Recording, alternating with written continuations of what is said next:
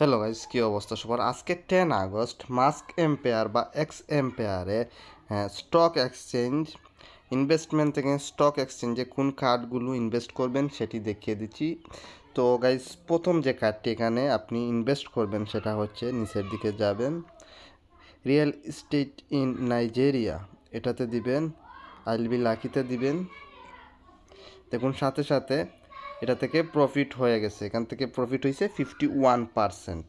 এখন আমরা সেকেন্ড যে কার্ডটা সেটাতে আমরা এখানে ইনভেস্ট করব, সেটা হচ্ছে গিয়ে নিচের দিকে যাবেন,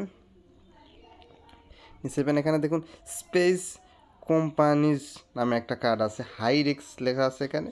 তো এই কার্ডটিতে আমরা এই ইনভেস্ট করব, আইল বি লাকিতে দিব। দেখুন সাথে সাথে এটা থেকে ইনভেস্ট হয়ে গেছে, প্রফিট হয়ে গেছে 116। সো দেখতেই পাচ্ছেন এখান থেকে খুবই ভালো একটা আমরা প্রফিট করতে পারছি। এখন একদম লাস্ট যে কার্ডটা আমরা ইনভেস্ট করব সেটা নিচের দিকে যাব, নিচের দিকে